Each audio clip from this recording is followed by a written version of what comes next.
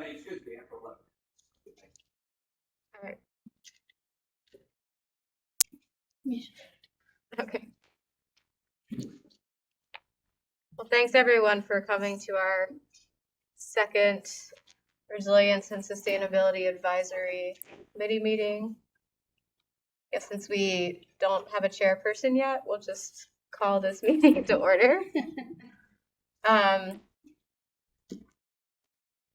We just do, since it's been months and a few of you weren't here, maybe just do quick introductions, just once again, just like name and what you represent, and then we can continue with the meeting. You want to start over here? Sure. Joe Boykin with County Council. Hey, excuse me. Scott Runyon, Dominion Energy. Jen Jones, College of Charleston Sustainability. Doug James, Charleston Home Builders Association. Stuart Weinberg, Community Volunteer. Scott Curtis, the Citadel and the Near Center for Climate Studies. Kyle James, DC Code. And Sally Brooks, Charleston County Zoning and Planning. Thanks. I'm Ariel Gerstein. I'm Sustainability Coordinator for the county. I'm Karen Bernie Green, Chief Resilience Officer for the county. I made a mistake. I should have said sustainability person, right? Okay. That's We're fine. all in it together. That's fine. Okay, this morning we're going to start out with a presentation on our all hazards vulnerability and risk assessment. We have Ashka Patel and Matt Hutchins from Fernleaf. So right now we'll turn it over to them for the presentation. Thank you, Ashka. Thanks, Karen.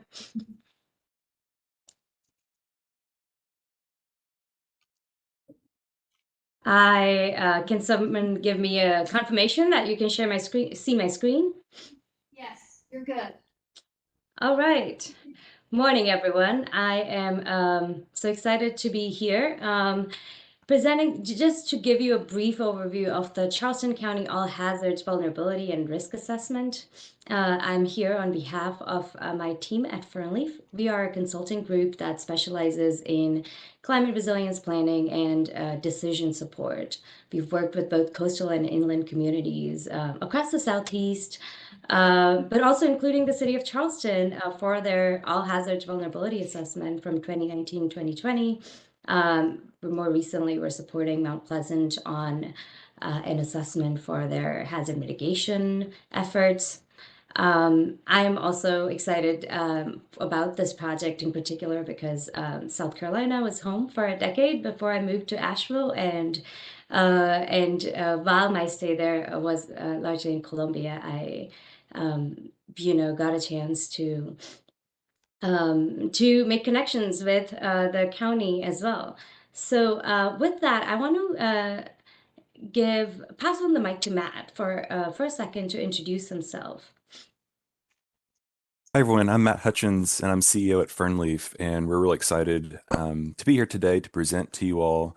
As Ashka mentioned, we are looking forward to support the county on the All Hazards Vulnerability and Risk Assessment, and really appreciate everyone's time today. I'll pass it back to Ashka.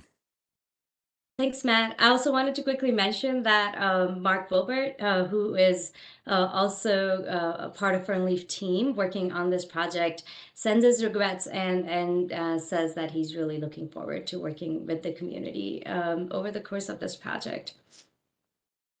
So by way of an outline, over the next 15 minutes or so, I'll start with a brief project summary that I know Karen has introduced the project to y'all in the last meeting or the first meeting of this county, and then provide some key highlights of our project approach, some key outputs, and share what we envision this committee's role would be on the project and also other key stakeholders that will be involved. Are you able to hear me okay? We're just trying to increase the screen because it's a little bit small on our end. That layout in the upper right corner, Ariel. Oh, it's much better. Thank you. Okay, I'm gonna move them over here. All right, sorry, keep going. You're good. No Ashka. worries. No worries. So by way of a summary, a few things I want to mention. We are using a stepwise iterative framework called Steps to Resilience that we co-developed with NOAA and the Climate Program Office. With that, the framework itself is a sort of stepwise framework that really emphasizes understanding vulnerabilities and risk first, and using that sort of robust understanding to move forward with identifying options and evaluating them with a view to prioritize them, and then planning. With that, in this for this project over the next 12 to 14 months, our work will focus on the step 3 here, where you see it says assess vulnerability and risk, or step 2, and step 3, which is investigating options. But really, the main aspect of the project focuses on the vulnerability assessment itself.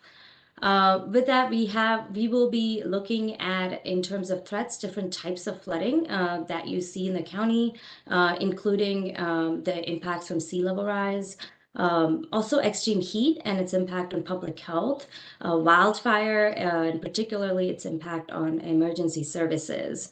And then we'll also be doing a sort of brief analysis of earthquakes, really in the sort of strategy development phase. So aside from earthquakes, all the rest of the threats are something we'll analyze spatially.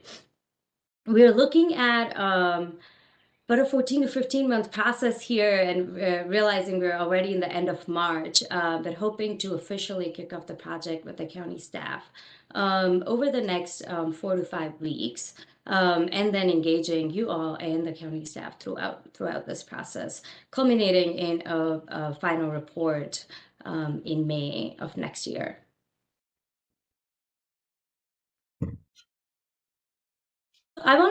For the next couple of minutes, I want to provide just a little bit more information on our vulnerability assessment approach.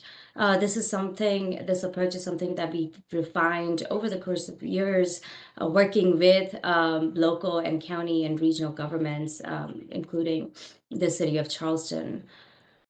One key element of our approach is that we take a broad view of assets in the vulnerability assessment. So when we say assets, we mean many tangible and intangible things that make a community unique and that a community's residents value.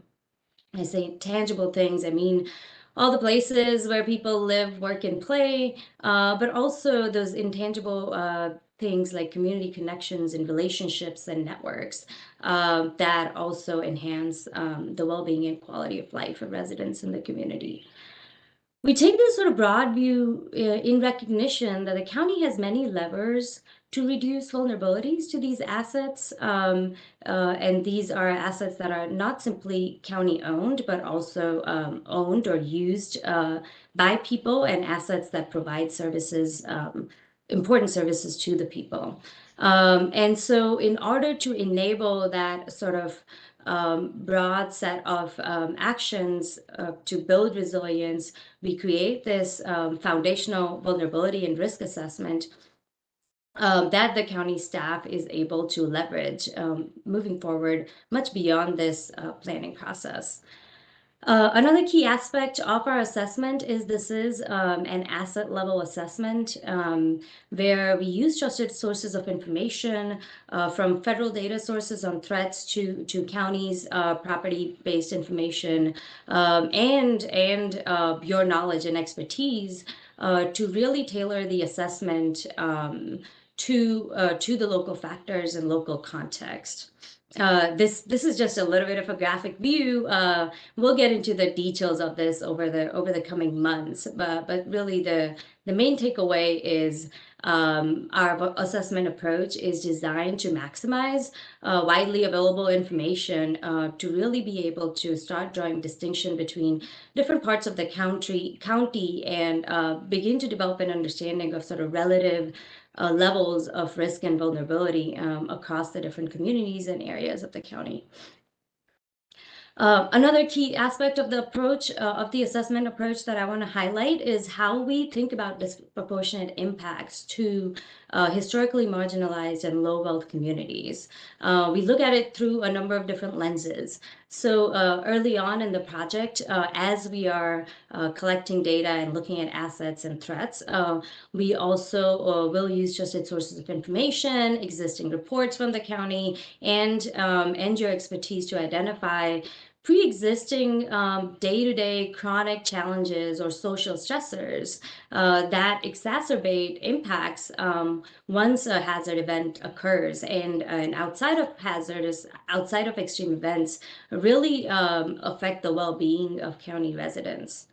Another way we will be highlighting disproportionate impacts is by identifying tangible and intangible community assets that are particularly important to safety and well-being of under-resourced residents. So by that I mean things like grocery stores that accept SNAP benefits, or assisted housing, or community gathering places that are important in different areas. Another thing we highlight for the stakeholders and for you all is geographic spatial areas that the assessment brings up as where physical vulnerabilities to community assets overlap with concentrated social vulnerabilities and challenges that residents are facing. And we use census data and integrate sort of local qualitative information and knowledge to highlight these areas. So that is just a sort of few ways we combine information to provide a sort of robust and broad view of vulnerabilities and risks. And with that sort of foundational understanding, we will largely then move into a facilitative role to engage the county staff team, you all, and other key stakeholders to do a sort of to move into the beginning phases of strategy development. So this will include using the synthesis of key vulnerabilities that are data informed to develop resilience objectives where we want to be in light of those vulnerabilities, in light of the strengths of the people and the county government.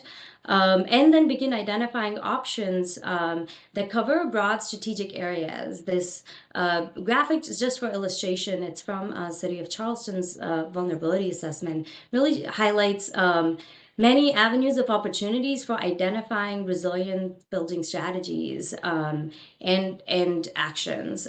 So these span areas of county governance where operations management, strategic planning can integrate climate resilience, but also resources that county government, county staff themselves need, as well as what they can provide to the community.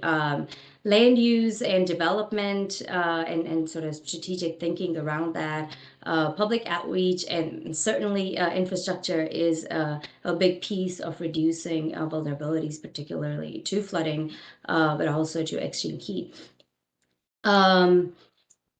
These types of options will then, we will sort of co-create and present some options to begin building a framework by which these options can be evaluated in a couple of different ways. So the evaluation of options, we want to think about feasibility, where there is public will, political support, county resources available, funding available to move these actions forward, but also effectiveness, right? Because we want to, in addition to sort of capturing the low-hanging fruits, we also want to develop options that are effective in reducing vulnerabilities.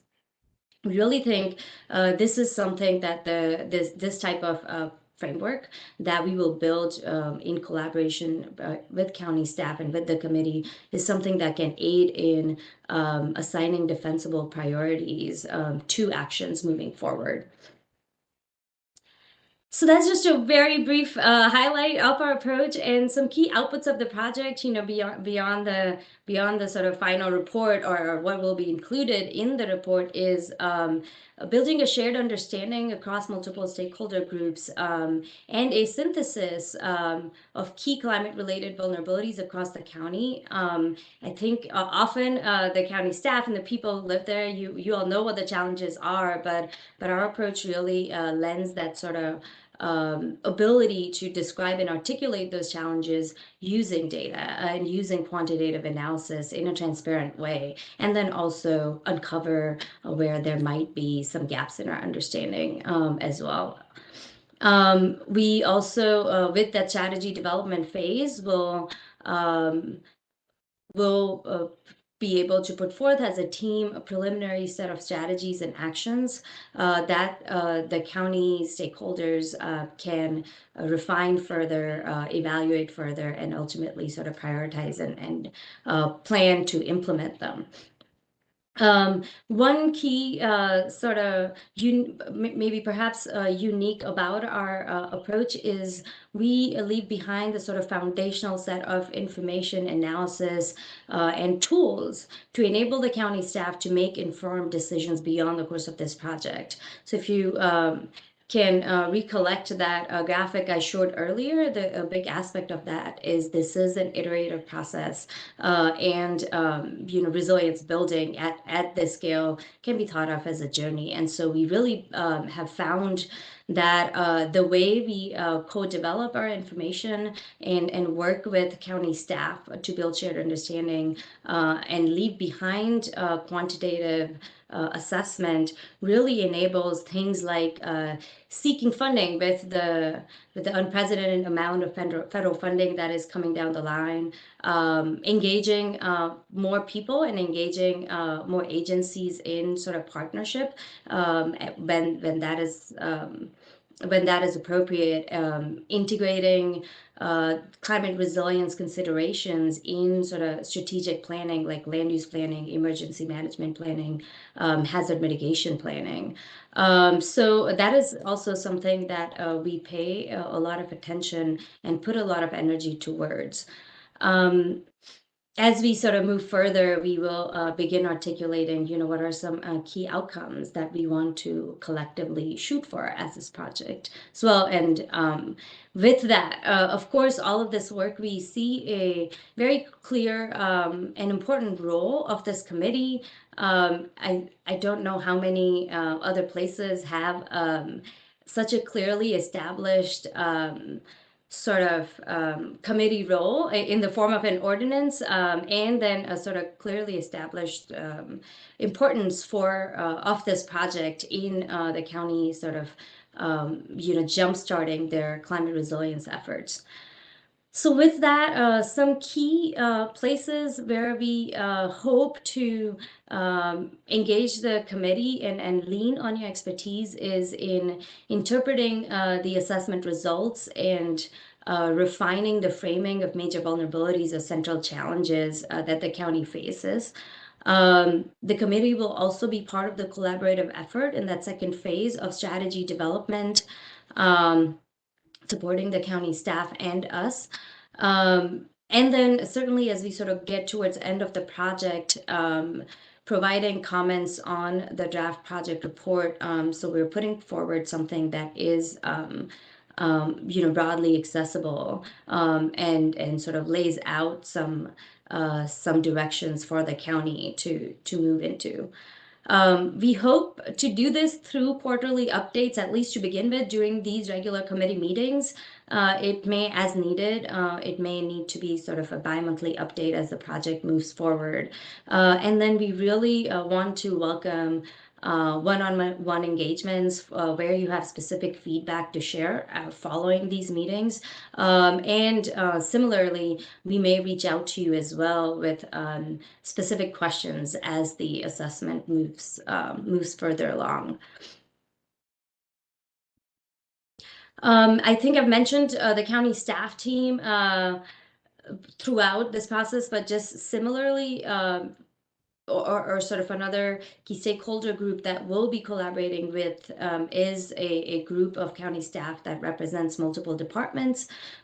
We will be looking forward to seeking their input on tailoring the analysis to local factors and local context, co-developing insights from the assessment outputs, and then really bringing the group together and facilitating the collaborative work in identifying a preliminary set of strategies. We also hope to co-develop a prioritization and evaluation framework that the county staff can use as this work progresses. And this is something we'll accomplish through regular virtual meetings, in-person workshops, and then trainings as needed towards the end of the project. Of course, community involvement is also sort of the third pillar of the stakeholder groups in our mind, is the community and the residents of the county. We recognize that community knowledge and experience is invaluable in creating a nuanced understanding of not just the challenges, but also the strengths that the county and its people can bring to bear in the resilience building efforts. We have a process that is designed to incorporate community input at all steps, so including in shaping goals, shaping strategies and priorities. And we believe that this is something that can really strengthen the identification of effective and equitable solutions. We are looking forward to working with the county in figuring out what community involvement, the particular form that it takes during the course of the project, and supporting the county however we can.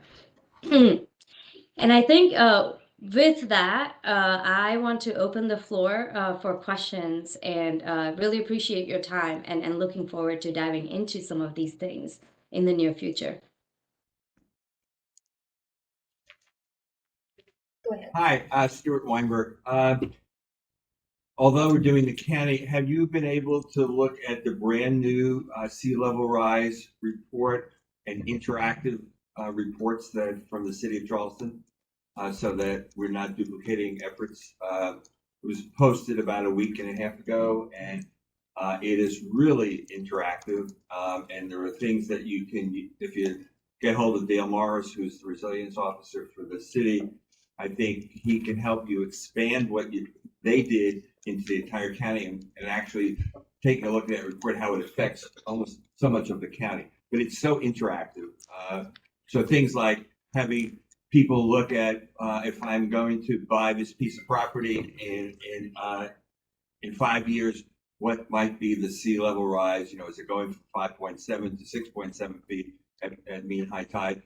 All those different things that are in there would be very helpful, and you could just probably just obviously replicate that for the county in certain instances. So one, I suggest that if you haven't read the latest sea level rise report, and it's not tiny, it's a big report, and very interactive, and then get hold of Dale Morris and let him work with Karen, which I know they've done before, to help you do what you're doing.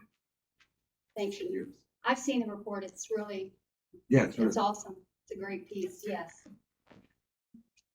Thank you. Yeah, we'll certainly be in touch and really take Karen's lead, but in touch with Dale Morris, who we have worked with before, and other jurisdictions who are also, doing related efforts.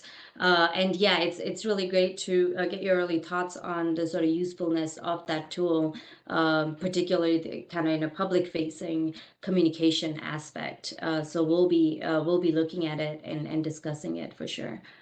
Thank you. Kyle James with BCD COG. I was curious for the community engagement that you mentioned at the end of your presentation. What's the planned approach for it? Because I know doing like collaborative things around goals can be tough.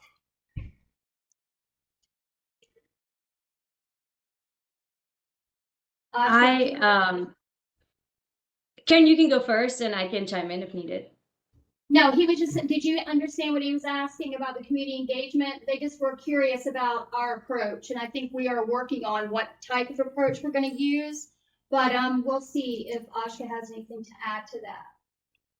Yeah, I think we are, as Karen mentioned, we have shared some thoughts of how, based on our experience and some of our research, how this might work in the county in a way that really creates this,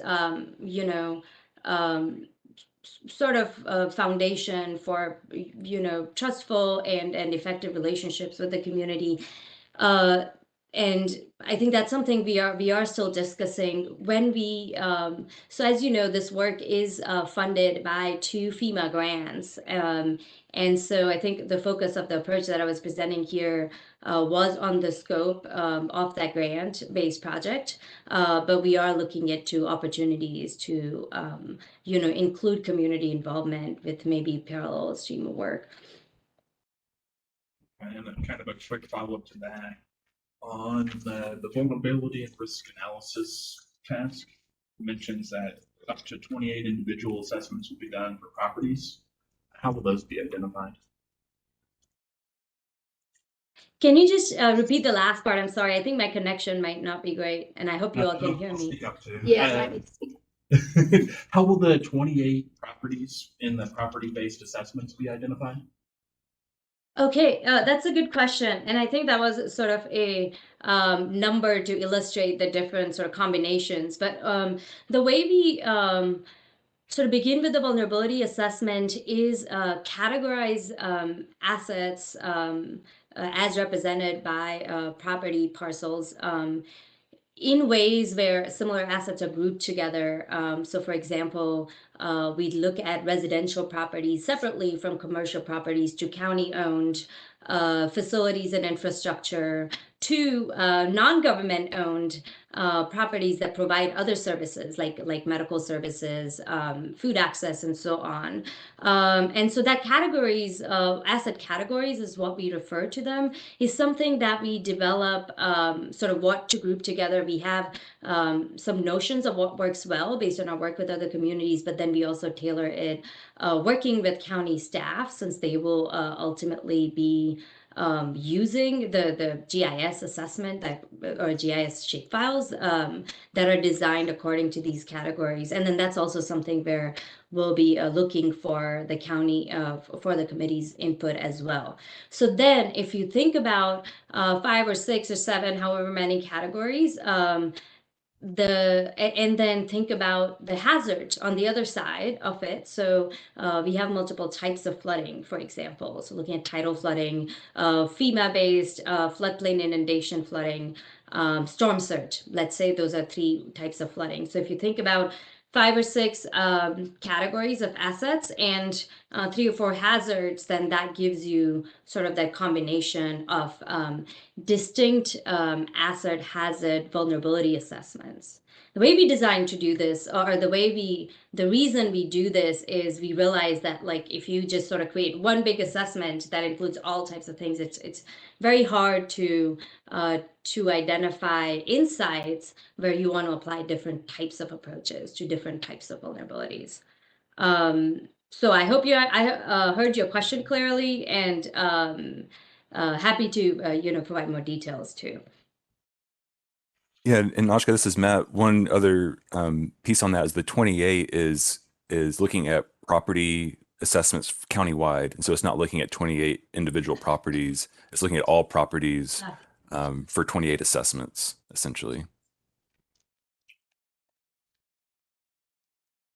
Anybody else have any questions? Everybody good? Just with the flooding, I mean, I think there's oftentimes compounded flooding that goes on here in Charleston County. So I think we have to be careful that we don't separate things too distinctly, because a location could have both rainfall flooding and tidal flooding problems. So just want to mention that. Thank you. Yeah, definitely. And I think that's where sort of combining sort of the modeled information that exists with the experiences from past events is how we'd be able to really make sure that we are able to understand the compounding, the actual compounding, actual experiences from compound flooding events.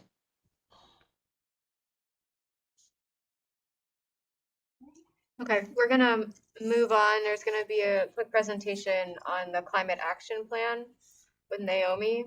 Thank you, Ashka and Matt. We appreciate it. If we have any follow-up questions, I'll be in touch. Yes, please do. Thanks again, everyone, for your time. Thank Thanks, you. everyone. Thank you. Yeah, if anybody has any follow-up questions about the presentation, we're gonna be posting the presentation on the website and then we'll forward it out. Just let me know and I'll be glad to follow up with Fernleaf and get you the answers.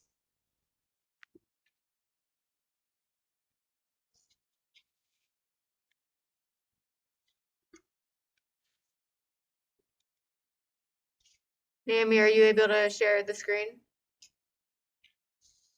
I think so. So I'm just going through the options right now. So just 1 second.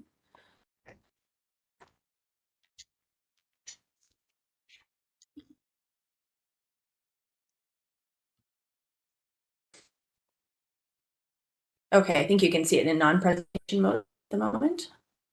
Yes. And then it's just taking a moment. My screen's gone black. Just 1 second. See if it wants to. Okay, can you see it now?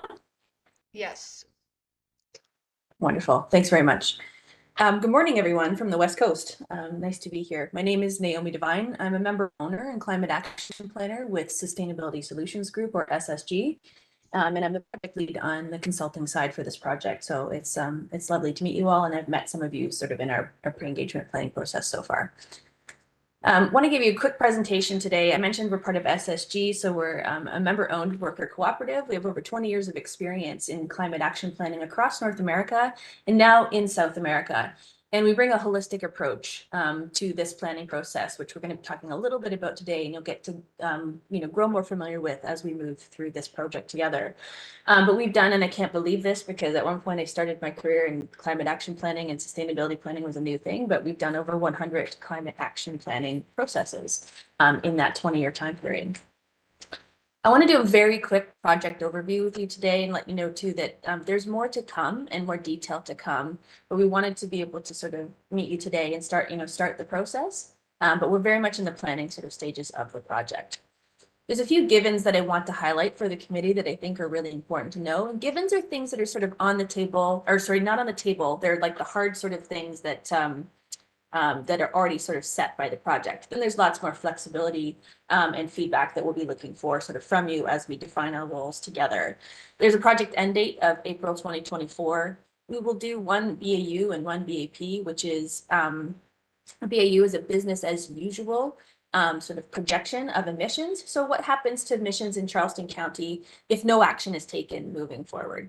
And then a BAP just stands for business as planned. So we also do a version of that projection. So we take the BAU and we incorporate our model into that existing plans that would sort of work to reduce emissions and take a look. So that sort of first starting point gives us a size of the challenge of emissions reductions to a low carbon pathway in Charleston County. And we'll do one low carbon scenario, and that low carbon scenario, or sometimes referred to as the low carbon pathway, is the aggregate of the actions necessary to go from that BAU or BAP state to the low carbon state sort of in the future.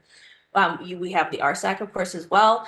And so we'll be meeting with you and defining that role. And of course, things like climate change, of course, is real. We sort of come from that starting point that it's real, it's primarily human caused, and we're going to take some action sort of on it. So if, for example, we were to move forward in a process where people wanted to have a discussion about that, that sort of wouldn't be on the table or the perspective we're coming from.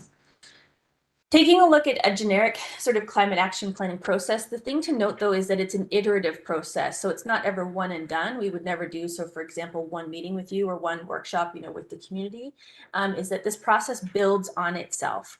And so we begin right now, we're at the left-hand side of this diagram with data collection and calibration is what's happening right now. And on the engagement side, we're doing what's called pre-engagement. The framework that I use and that I'm trained in is the IEP2 framework, and IEP2 stands for International Association of Public Participation. It's the only internationally recognized form of public participation or framework for public participation out there. One of the key values that IEP2 holds for engagement is that people who are affected by a decision should have a say over the shape of that decision. And so we like to also engage on how they would like to be engaged. Some of you have been part of that process, and we've devised a survey today that Ariel will share with you after today's meeting in order to get your input too on how we will shape the RSAC role together in this climate action planning process. From there, we get recommendations from the pre-engagement report that help us shape and refine the engagement plan. In the RFP process, there were certain things that the county wanted us, of course, to do, and we want to bring our strategic planning lens to engagement as well to make sure that that engagement is as robust as possible and as reflective of the county essentially as possible. So that's why we take time in pre-engagement to speak to key representatives in the community from different sectors to find out how they'd best like to be engaged. We have a period of where we're doing research briefings and we do engagement activities sort of together. So this is moving into the active engagement and technical planning process as well. And that looks like too, we're doing things like a context review sort of before. So I heard Stuart mention, a certain report in the previous presentation. We've been gathering those reports from the pre-engagement process and from Ariel as well, who's given them to us so that we can analyze those. And that helps us in that data collection sort of phase right at the beginning. We then take that, we go into scenario modeling. So when I mentioned before in the low carbon scenario or the LCS, that's when this sort of happens. And that's where we'll be bringing things to you, sort of as well ahead of time and then after to sort of take a look at that low carbon scenario and make sure that the assumptions were most appropriate for Charleston County and so that the outputs that we're getting are grounded basically in the reality of your home. There's financial health and economic analysis comes afterwards once we've set that low carbon pathway to take a look at, of course, what co-benefits are from the climate action planning process is a key output of that. We'll also be looking at climate vulnerabilities as well. So it's good to hear that the other sort of process and project is moving forward too. And then we move into a draft and final plan phase. And in this particular process, we'll be having an implementation plan as well. We have subcontractors called Civics Community Planning who will also be working with us on engagement on the ground in Charleston County and the creation of the implementation plan. So it's staged, it's iterative. Oftentimes too, when we start to talk about action planning, there's sometimes discussions that come up about finances. They come after we've decided how fast and what the slope needs to look like for the different action sort of areas in the low carbon scenario. So more specific to Charleston County, just what I sort of reviewed before. We're at the left-hand side, essentially, of the diagram. We're still working and figuring things out before we move forward so that we can move forward in the most detailed and appropriate way possible. And so this one's more, you'll see that we've got scenarios and vulnerabilities in here. Again, it sort of culminates to an implementation plan to set the county up for as great success as possible. Just a more boring, sort of look overall at the tasks that SSG has. This is just an aggregate of each of the tasks, and they're not in numerical order.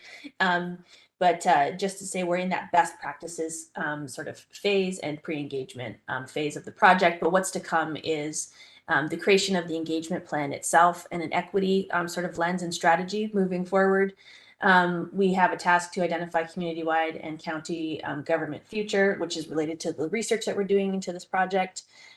We will do the climate action planning document process with you sort of together.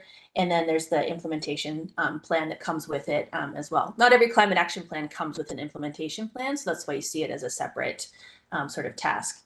Taking a bit of a closer look of engagement right now, but this is not finalized. This is what we are starting with, and this is what we are refining through the pre-engagement process. So you see that comes first, sort of in the plan. And then essentially we kick off though every active engagement period with a webinar or like an event of some kind. And of course, in times of COVID, it's moved to a webinar where we talk about Climate Action Planning 101. And that's the type of event where we would want to invite as many people who are interested in this project in the community as possible to it. So we certainly would like to have you there. We'd like your advice on how we best, sort of start to plan that as well once you have a better idea too of the entire process. And then we talk about, we would have a webinar on the process itself and how people can get involved as well in the project outside of sort of the RSAC, the additional engagement opportunities that are going to be there.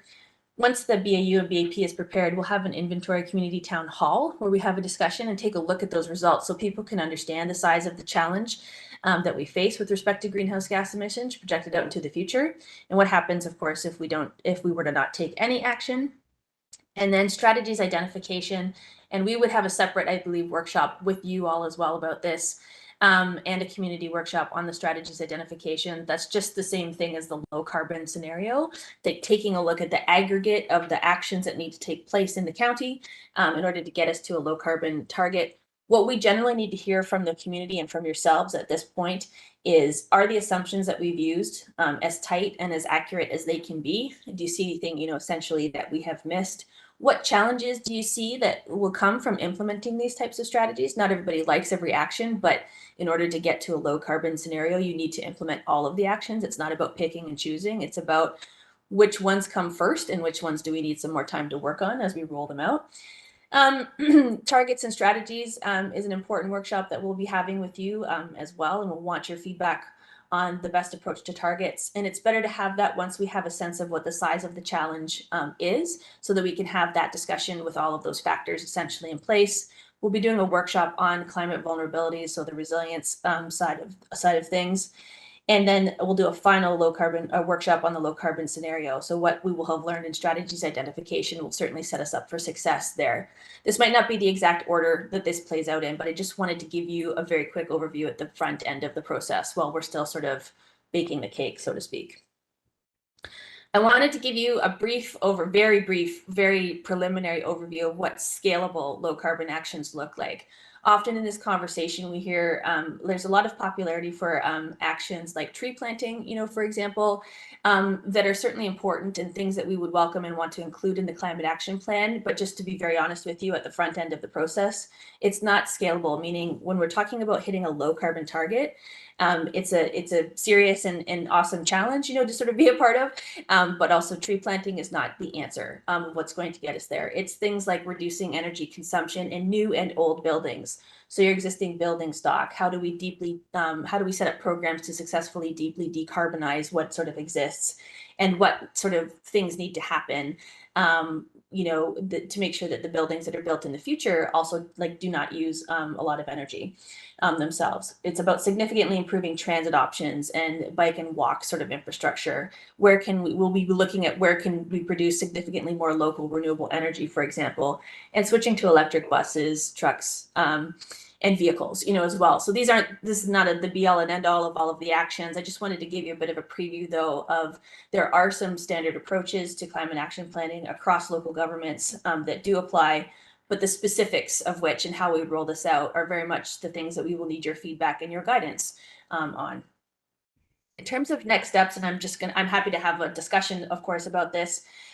We've prepared a survey that Ariel will send out to you all an email that you can fill out after today. That's going to help define our role together, and for us to learn some key pieces of information, essentially from you as committee members, to help us again shape the engagement plan and shape our work plan, essentially together. SSG is finishing pre-engagement, and we'll analyze the results. That comes to a summary report for Ariel, and I'm happy, Ariel, if you want to share that with the RSEC members as well, so they can read the pre-engagement summary results report as well. The recommendations from that report inform the creation of the engagement plan. And then we were continuing with our context review. We have started model calibration with the data that we have received. There's some more that we're sort of needing to receive, and we'll begin that BAU and BAP scenario projection process. And then we'd like to have a more formal sort of meeting with you to review the rules and get feedback essentially on the webinars that we need to sort of move into. So thanks very much for your time. I know I'm a bit of a fast talker, so please feel free to ask me any questions that you have, and I look forward to the discussion. Any questions for Naomi? No? Okay. Thanks so much. Okay. Thank you. I'm gonna turn the lights on so we can move on Wake to up. our, Yeah. I think they're on this side. You're on this Okay. side over here. Now that we've killed you all with loads of information. We did one of them. All right. So yeah, thanks so much we just wanted to give an overview of kind of where we're at right now. Clearly we're both still in the planning phase, and we're still figuring out this committee's role in that. And so we just wanted to keep you updated on that. And I think the next thing we need to do. We need to vote on a chair and a vice chair. So. Okay, so does anyone want to throw their name out there for the chair or vice chair, or do we want to nominate? How would you like to do it? I'll volunteer. For which one? Okay, anyone else?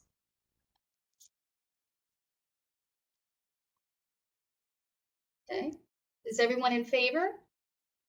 Aye. All right. What about vice chair? I would like to nominate someone, Joe. Are you up to it? Well, Or I'd be you happy to have do so it. much going on No, that you I would really prefer- think it really ought to be someone else on the committee since I'm going to get it all again on council. So Yes. I'd really rather be more of an observer and supporter here rather than directing anything. Completely understand. Okay, does anybody else have someone that would like to be vice chair? Come on, someone volunteer. Yep, Yeah. Kyle, Do it. Kyle. I get hit by a bus. Yeah, it's just Stewart does all the right. work. As long as Stuart's good here. Okay, all in favor of Kyle being vice chair? Aye. Woo. Sounding yes. Okay, Yay, awesome. that's done. We did a thing. First vote. Um, Okay, so everybody also received the minutes via Yes, I email. So we need to vote on the minutes and make sure no one had any objections to the minutes. Because we'll need the chair to sign after the meeting off on the minutes. Okay, is everyone good? Second. Perfect. all right. Yay, make it happen. So our next meeting is gonna be on June 27th, so we're still gonna be doing these quarterly. And I think as, you know, we both said in our came up in the presentations, you know, there could be things that are needed more frequently than quarterly, and we'll just let you all know via email if that happens, but right now we'll stick to the schedule. So, Yeah, is everyone good if we have to meet off schedule and meet before quarterly? Is everybody okay with that? I know sometimes it's gonna be a little difficult, but we promise we'll give you enough notice. And if it's something that, you know, we have to move to another date, huh? I think Stuart would need to Yeah, call a I special also, meeting. I also think that if we're getting reports from Naomi or the other group, Yeah. since they're doing Zoom, it might be convenient if we need to meet other times for us all to do Zoom, so we're not coming here because it's gonna be on Zoom anyway. Yeah, I think we need to check. I'm not sure if we're allowed. I mean, we personally don't have an issue with that. Yeah, but- since it's a voting committee, you have to meet in person.